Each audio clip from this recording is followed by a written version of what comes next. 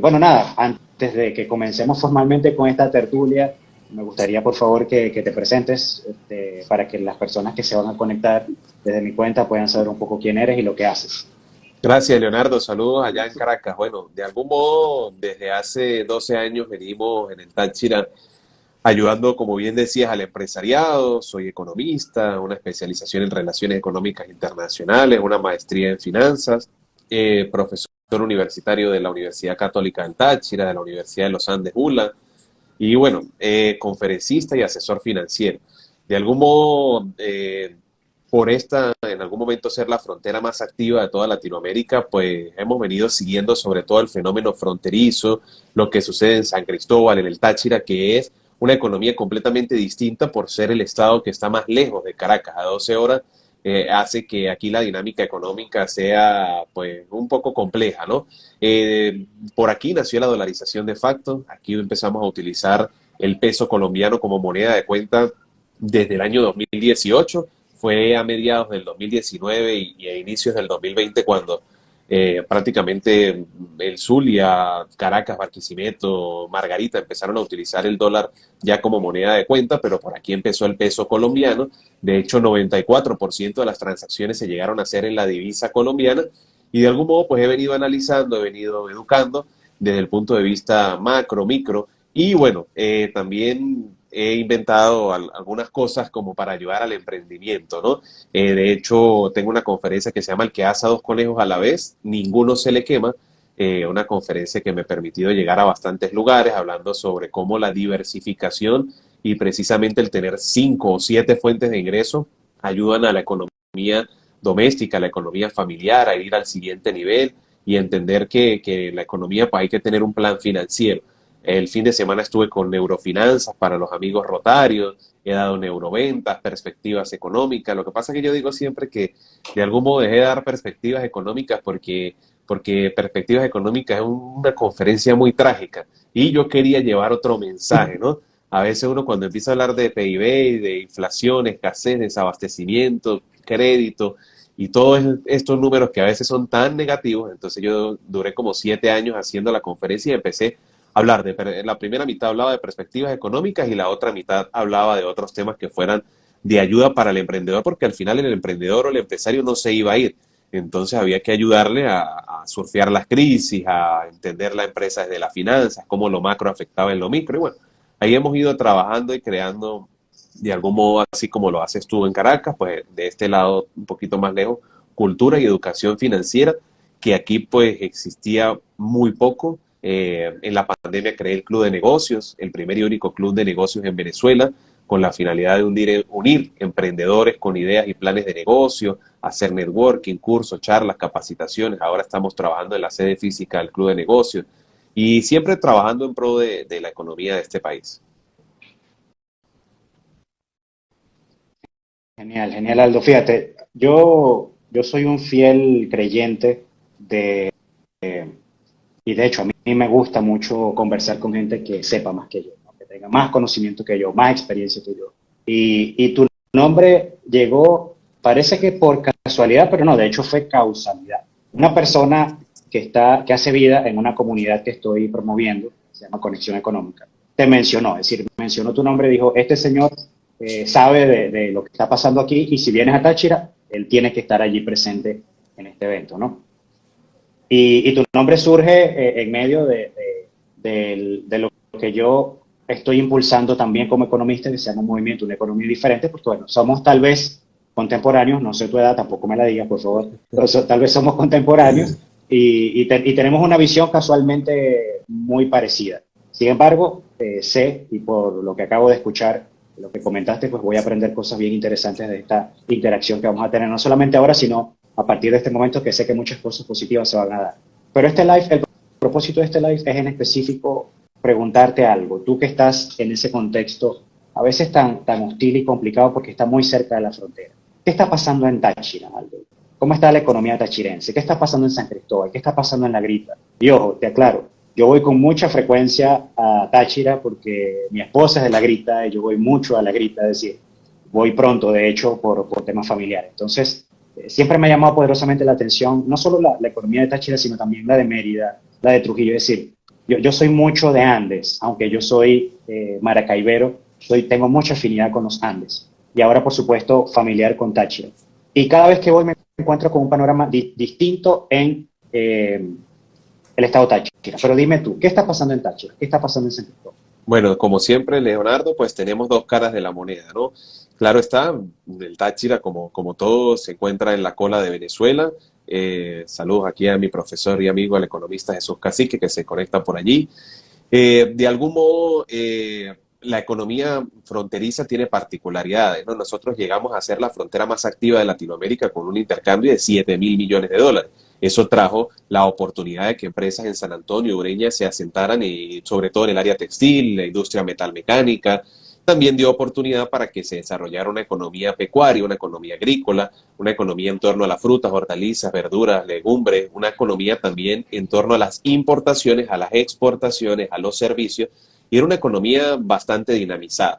En el 2015, lamentablemente, se da el cierre de la frontera, cumplimos 7 años, ahora se ha reaperturado, y las cifras pues no son tan alentadoras aún. 70.5 millones de dólares se intercambiaron en el primer trimestre de este año, en el primer trimestre del 2023, donde 89% de las exportaciones fueron de Colombia a Venezuela y solo el 11% de las exportaciones fueron de Venezuela a Colombia. En este caso, prácticamente el Táchira allí como protagonista, porque sabemos que es difícil debido a la distancia territorial que alguien vaya a utilizar el puente internacional de Tienditas o la frontera norte de Santander con Táchira para llevar mercancías, por ejemplo, a Caracas o a Margarita, siendo que hay otros puertos que son de más fácil acceso y de menor costo en temas logísticos. El Fíjate, Táchira, pues, fíjate, Alde, no, no, disculpe que te ataque, tranquilo. ¿no? Porque dijiste cosas muy interesantes. Se abre la frontera tal vez con una gran expectativa, ¿no? Principalmente desde Venezuela hacia Colombia. Y parece que este inicio de operaciones en comercio internacional de ambos países no le ha favorecido del todo a Venezuela, por lo menos a Táchira, que es como que uno de los protagonistas principales en este intercambio comercial. Pero me llama también la atención, Aldo, y esto quiero ser muy responsable al decirlo. Desde que la frontera se cerró y todas las veces que yo he visitado Táchira, siempre he visto cantidades inmensas de mercancía colombiana en los distintos comercios, pues, tanto formales como no formales del estado Táchira. De hecho, en algún punto, a mí, pues en mi comercio que está ubicado en La Grita, llegaron a ofrecerme mercancía colombiana a un precio inclusive mucho más bajo que la mercancía local. Ahora, si eso ocurría con una frontera cerrada, ¿qué beneficio realmente le trae este hecho, apertura frontera al Táchira y a los Andes en general y a Venezuela en pleno? Sí, todavía el tema es complicado porque aún hay muchas cosas por hacer en temas de comercio internacional. Es decir, si bien es cierto que la frontera fue abierta, si bien es cierto que el tránsito es más fácil pasar en vehículo que pasar caminando, es más fácil, nosotros usamos a Norte de Santander, a Cúcuta, para vacunar a nuestros hijos, para conseguir mercancías más baratas, lo utilizamos como aeropuerto porque el aeropuerto internacional Camilo Daza de Cúcuta nos permite viajar a Estados Unidos, a Europa, con precios mucho más económicos, con un servicio mayor. Cuando en Venezuela se suprimieron todos los vuelos desde Maiquetía, que no viajaba a Europa, no viajaba a ningún lado, pues Cúcuta se convirtió en un centro de negocio. De hecho, en Cúcuta se hizo la CESE, las zonas económicas sociales empresariales, en donde el empresariado venezolano podía abrir empresas y no pagar durante 5 años impuestos sobre la renta, solo aumentando su nómina al 15%. Entonces, muchas de las mercancías, cuando empezó el tema de la dolarización de facto, pasaban de Cúcuta y llegaban a toda Venezuela. El caso de los confites, de los refrescos, de los productos de los víveres, de los productos de primera necesidad, cuando nosotros llegamos a tener una escasez en productos como, por ejemplo, la leche de 97%, escasez de pañales del 100%, de las toallas sanitarias, del papel higiénico, de la harina de maíz precocida, y todo lo que vivimos debido al control de precios y al control cambiario que ya, bueno, gracias a Dios es historia del pasado, pero que existió. Y eso dio oportunidad de negocio. De algún modo se creyó que con la apertura de la frontera y al legalizar estas mercancías, pues se iba a proteger el consumidor, se iban a hacer los pagos más embarcados en el comercio internacional, que las mercancías iban a llegar con aranceles preferenciales. Pero lo cierto es que debido a la recesión económica que vive el mundo, Colombia también tuvo un 13.36% de inflación interanual, una depreciación del tipo de cambio de 25%, recién llegó Petro al poder, el tipo de cambio llegó a 5.008 pesos por dólar, hoy se encuentra en 4.771 pesos por dólar, pero hace un año o hace 16 meses el tipo de cambio se cotizaba en 3.300 pesos por dólar. Entonces todo esto también ha impactado la recesión económica, la ausencia de crédito, ha llevado a que la frontera no se pueda dinamizar. Y sobre todo lo más, pero más importante es que durante 7 años los organismos encargados de otorgar permisologías para las exportaciones se fueron de la frontera. Llámese el INSAI, llámese todo lo que tenía que ver con el Código de Producto Envasado, el CPE, Registro Sanitario, Sencamer, SAPI, y esto conllevó a que las exportaciones y dinamizarlas fuera difícil. La salida de Venezuela de la Comunidad Andina de Naciones, y ahora, claro, Venezuela ha llegado al ALADI, o está en el ALADI hace mucho tiempo, se encuentra el acuerdo de alcance parcial número 18, pero este acuerdo todavía no se ha actualizado. Entonces, la vicepresidencia de la República, Delcy Rodríguez, con el canciller Leiva de Colombia, se reunieron, pero esto no termina de dinamizarse. Hay una realidad social y es que hay 16 alcabalas desde Cúcuta hasta San Cristóbal. Entonces el entorno no ha sido del todo fácil. Esta apertura a escasos 4 o 5 meses de que se da desde, bueno, hoy estaríamos cumpliendo del 1 de enero al 1 de mayo, estaríamos cumpliendo 5 meses, y eso no ha permitido un dinamismo que yo mismo había dicho, había proyectado 1.200 millones de dólares para este año. El Estado y el gobierno regional había proyectado 2.000 millones de dólares y las cámaras de comercio. Pero lo cierto es que en este ritmo llegaremos, si acaso, a unos 300 o 400 millones de dólares de intercambio, pero como un principal ganador, pues ha sido Colombia, que logra exportar más mercancías porque, como tú sabes, pues nosotros no producimos bajo economías de escala y no tenemos hoy una ventaja comparativa, una ventaja competitiva que permita de algún modo seducir los mercados colombianos. Entonces, aunque hay oportunidades, no las hemos materializado del todo, y también hace falta crear y que exista, que se pueda hacer el perfil exportador del Táchira y el perfil exportador de Venezuela, para que entonces nuestros socios, no solamente Colombia, sino Colombia, Perú, Ecuador y ojalá, ¿por qué no Chile, Argentina, Uruguay, Paraguay, las otras economías que forman parte del Mercosur, pudieran venir a nosotros para obtener, tal es el caso de frutas, verduras, hortalizas, legumbres, ganadería, industria metalmecánica, textiles, como fue en los años 80 y 90, cuando por un bolívar se entregaban 14 pesos colombianos. Hoy la realidad es distinta. Hoy la realidad es que no hay ni siquiera energía eléctrica en los municipios de frontera, Ureña y San Antonio, de La Grita tampoco, allá donde es tu familia. En El Cobre no hay energía eléctrica. Hoy tuvimos un corte eléctrico en San Cristóbal, que es la ciudad capital, de 5 horas.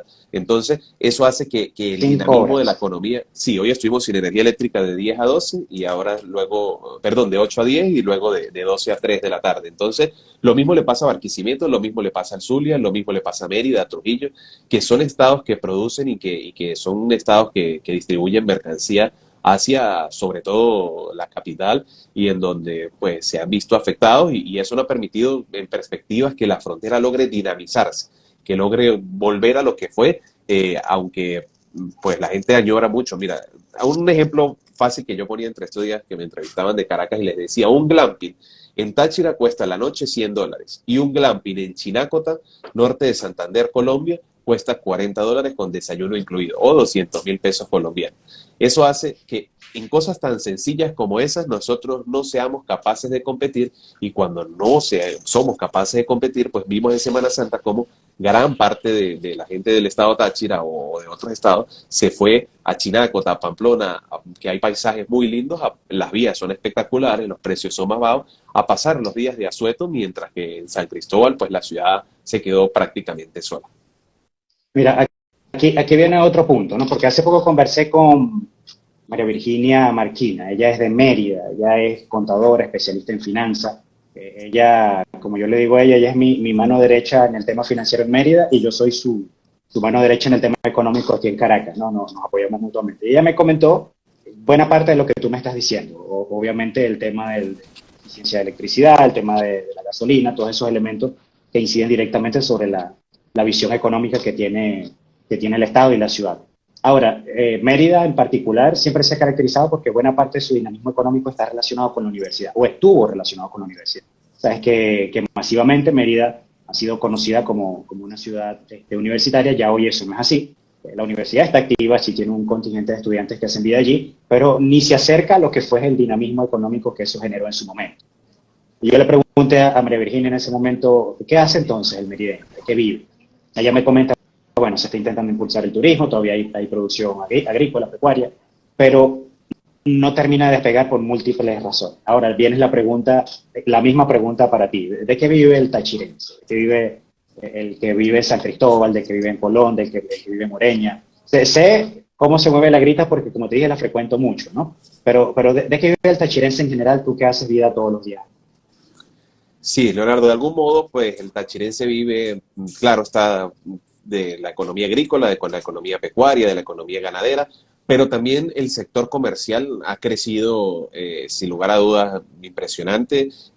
Los intercambios en frontera no formales, es decir, el contrabando, es una forma de hacer economía, claro está, contrabando de productos, entre comillas, lícitos, ¿no? De víveres o productos de oportunidad.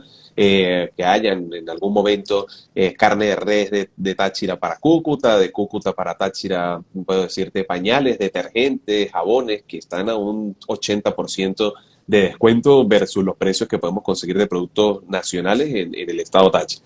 Y ese dinamismo está allí presente. El sector comercial, así como en Caracas o en otros estados de Venezuela, el boom de los bodegones, aquí estuvo, nosotros le llamamos el boom de las mesitas, y era precisamente que todo el mundo en su casa enfrente tenía una mesa y en esa mesa vendía papel higiénico, café colombiano, café marca Aroma, aceite, galletas, chucherías, todo lo que pudiera comercializar de modo tal de tener un flujo de caja que le permitiese, pues, por lo menos sentarse a comer una arepita con queso rallado, ¿no?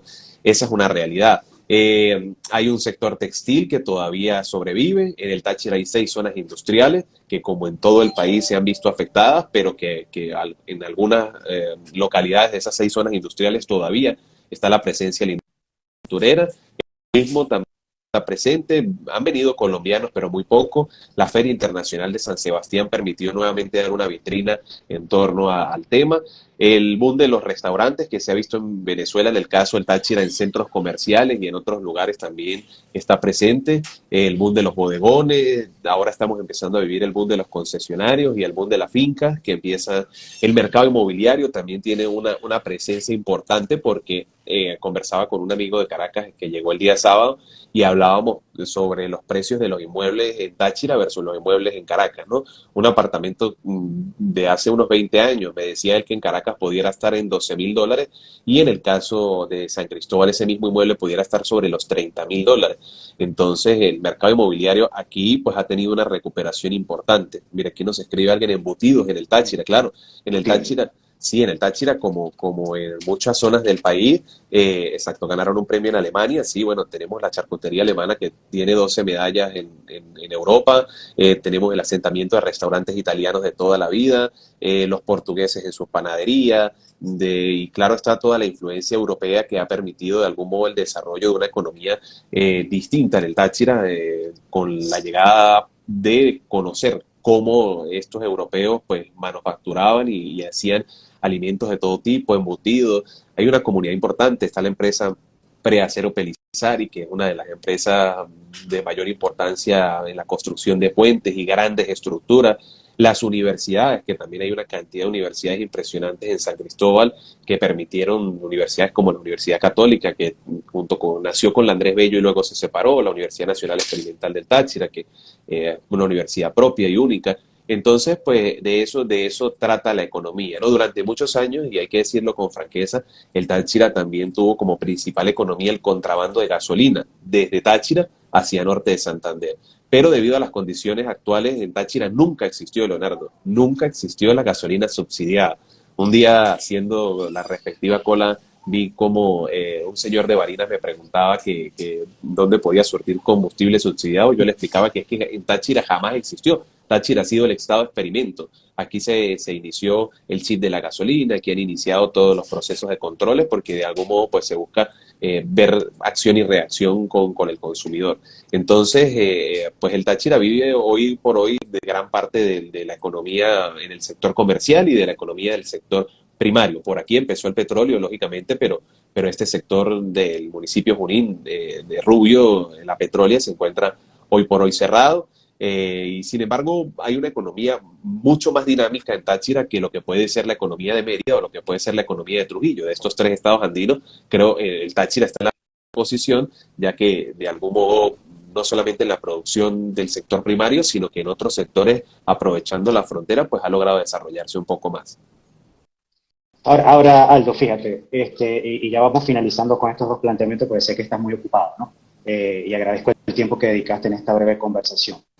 Mencionaste cosas que yo he visto, pero obviamente quería corroborar con alguien que además que sabe más que yo, pues está allá, ¿no? Y ese es tu día a día. El tema de la informalidad. Yo estimé de forma muy modesta, hace ya 2 años, ratificado en el 2022, que nuestra economía está sumida en un 55% de informalidad, por diversas razones.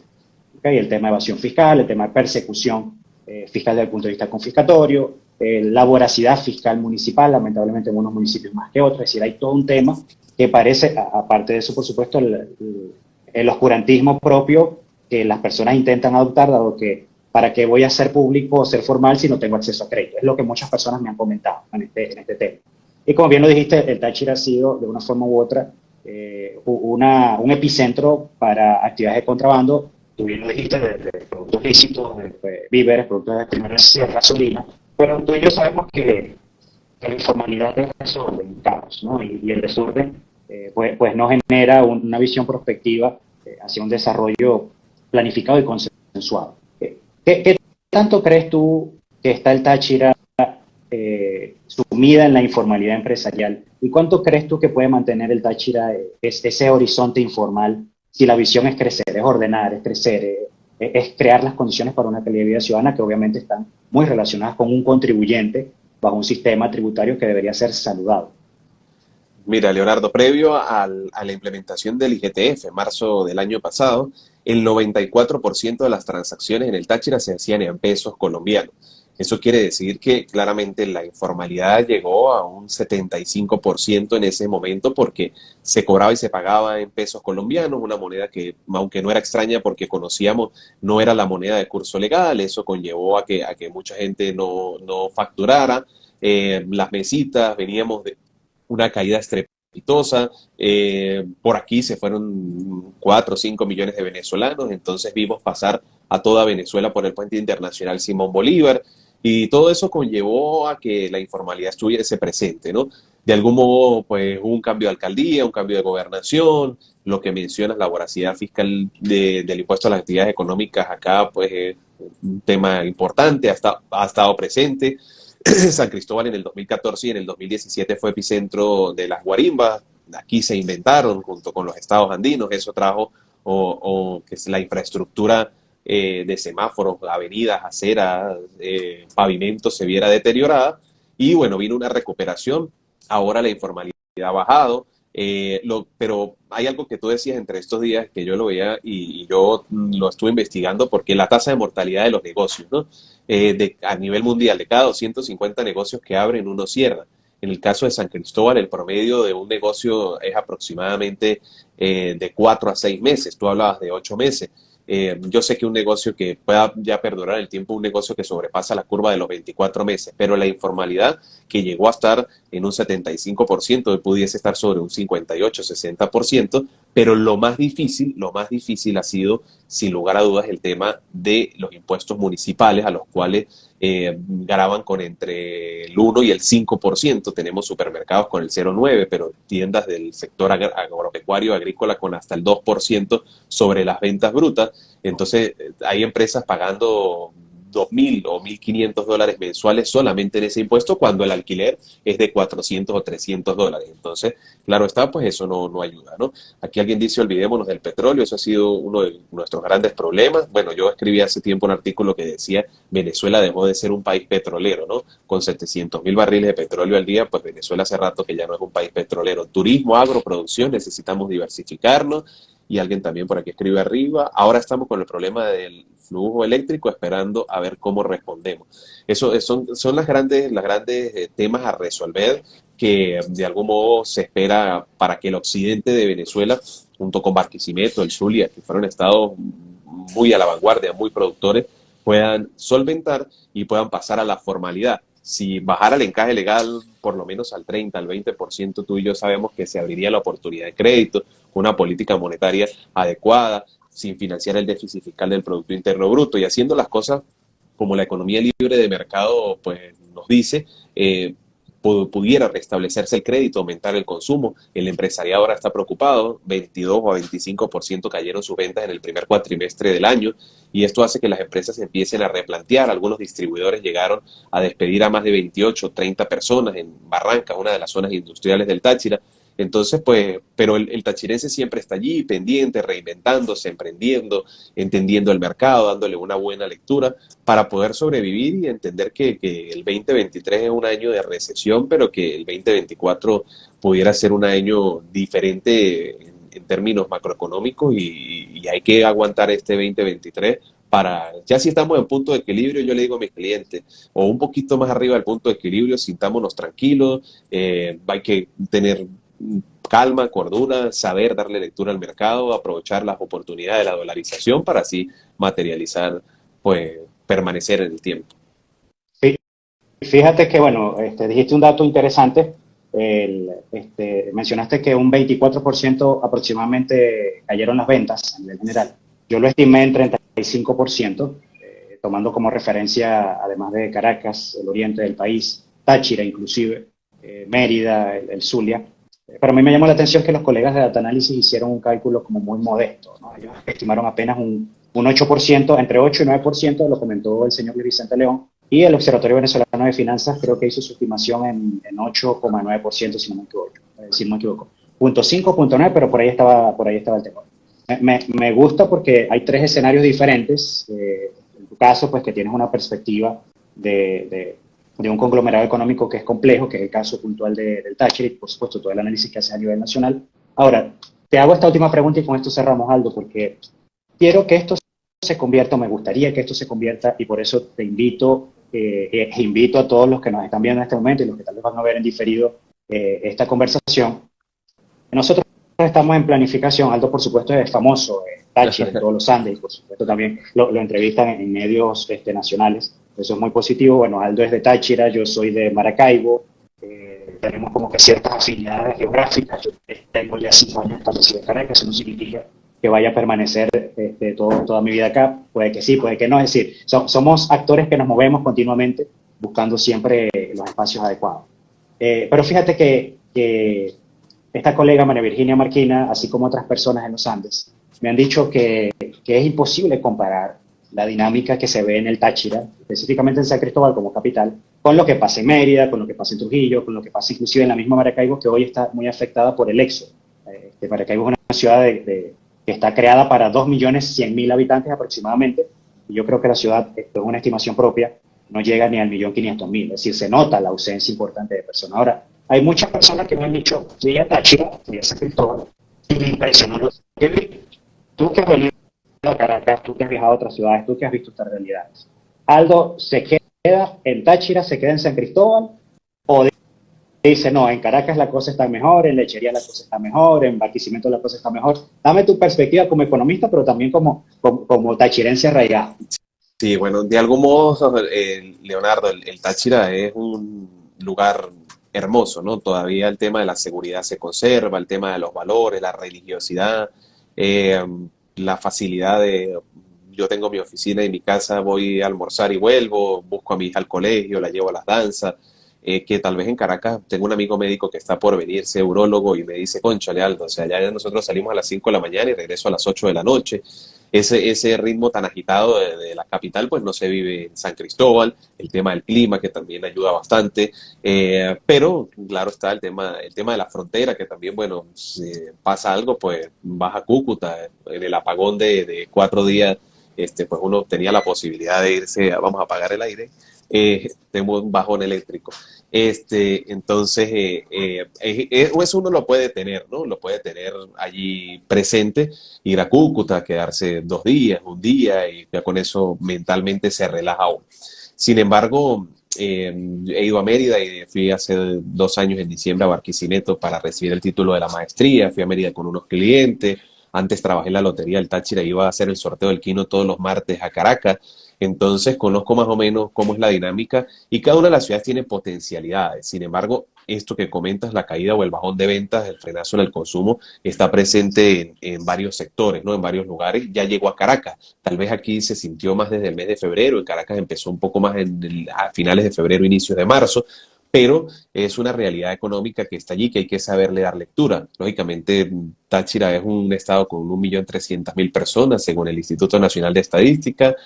Con la migración seremos 900.000, en San Cristóbal vivimos 200.000, de esos 200.000 consumen entre el 20 y el 30%, que es pues, la población económicamente activa que depende de un salario privado, que son unos 800.000 pesos colombianos, $170 norteamericanos. Y pues las oportunidades para quienes aperturan un negocio es para ese 20 o 30%, si quiere un producto de, como dicen las redes sociales, de la Venezuela Premium, y el 70% pues tiene que reinventarse en otros productos de menor costo para lograr materializar ventas. Sin duda que las oportunidades de San Cristóbal, del Táchira, dan para irse hacia crear un perfil exportador y aprovechar la frontera. Yo he venido hablando de la internacionalización de empresas. Ahora mismo acá tenemos un restaurante, por ejemplo, que es el boom de los restaurantes, pero con 53 años en el mercado, un restaurante chino-venezolano que es Nanquín, que le ha ido muy bien en Cúcuta, norte de Santander, ya ha ido a otras ciudades como Bucaramanga, y ahora ha abierto un par de restaurantes en los Estados Unidos y Norteamérica y ha sido un éxito total. Entonces, empezar a pensar en la internacionalización de empresas, en las franquicias que se puedan abrir en Colombia con una economía de un salario mínimo de $242, con una realidad todavía distinta. Entonces, pues dan la oportunidad y la perspectiva para hacerlo. Cada una de las regiones tiene un potencial. Sin embargo, para serte franco, en lo que he viajado y lo que veo más afectado de Venezuela, sin dudas es Mérida, Trujillo y Barinas. Son los estados que veo más deprimidos. Veo un poco con mayor crecimiento económico el Táchira, Barquisimeto, Zulia, el impacto visual es grande, y Caracas, claro, está como la ciudad capital y la en infraestructura y en servicios, restando el agua potable, ¿no? Pero el resto de los servicios, digamos, como la ciudad consentida, sin colas de Correcto. gasolina, sin cortes eléctricos, con un poder adquisitivo promedio mucho más alto, pero claro, precios de la canasta básica familiar y de la canasta alimentaria más altos. Entonces ahí uno tiene que evaluar, ¿no? Movilidad, precios, ofertas laborales, calidad de vida, cambio la luz por ir a mi casa a almorzar y venir, o prefiero tener el tema del servicio eléctrico, en los que pensamos en quedarnos, ¿no? Y en los que piensan en irse, pues también evaluar mucho el escenario antes para poder pues tener una oferta laboral que les permita crecer a ellos y su familia. Las remesas, que en Cúcuta había una casa de cambio de Monigrano o de Zuno, de Western Union en cada cuadra. Cerraron más de 60 casas de cambio de este tipo de remesas en la pandemia. Entonces, las remesas están llegando de otra forma y es una realidad y hay que entenderlo. Correcto. Aldo, bueno, quiero agradecerte los minutos que dedicaste a esta conversación. Quedan muchas otras cosas más por conversar, varios comentarios acá de los que se han venido conectando, entre ellos el economista Jesús Cacique, que está bien activo por allí, pidiendo que hablemos de sueldos y de encaje legal, pero bueno, lo haremos en otro momento. Mira, me gustaría, de hecho, te pido públicamente que en algún momento logremos coincidir entre el club de negocios que creaste allá en San Cristóbal y la comunidad de conexión económica que estoy promoviendo a nivel nacional, a la cual te invito cordialmente. Nos encantaría tener un talento como tú, un economista, un profesional de tu talla, para que, bueno, siga apoyando pues a todos los que se encuentran en esta comunidad, podamos establecer alianzas. Y te comprometo a ti, Aldo, comprometo al gocho árabe, que no está conectado, pero sé que lo va a ver, una persona muy influyente en el estado de Táchira. También comprometo al psicólogo Simón Meléndez a que este evento que nosotros tenemos planificado, que se llama Los 7 mejores negocios para invertir en Venezuela, que aunque a muchas personas el título les causa ruido, porque Venezuela es una economía de muchos matices, pero de hecho tienen que estar allí para entender de qué va esta conversación, este debate. Los comprometo a que nos veamos, y eso va a ser pronto. Probable que sea en el mes de julio o cuando mucho principios del mes de agosto, pero nos vamos a encontrar en San Cristóbal y vamos a tener una conversación bien amplia de este tema y otros tantos necesarios, para que toquemos tierra y entendamos que, si bien las circunstancias en el país sí son adversas, también como tú bien lo dijiste, tenemos que construir nosotros nuestras propias oportunidades. Es difícil, es complicado, a veces parece imposible, pero si nos unimos y si creamos esa base funcional de todos con un propósito en común, uniendo y compartiendo los talentos, estoy más que seguro que lo vamos a lograr. Así que Aldo, agradecido por tu tiempo, por tu disposición y seguimos conversando. Recuerda, a partir de este momento, alianzas para seguir construyendo juntos una economía diferente. Te despides de nuestro público, Aldo, por favor. Muchas gracias, Leonardo, y saludos a todos. Claro que sí, comprometidos por aquí. Vamos a seguir haciendo cosas importantes y bueno, cualquier pregunta nos las dejan aquí abajo en el live y nosotros responderemos con muchísimo gusto. Saludos y muchas Hasta gracias por luego, tu Aldo, un tiempo, Leo. placer. Gracias. Que estés Un muy bien. Un abrazo. abrazo.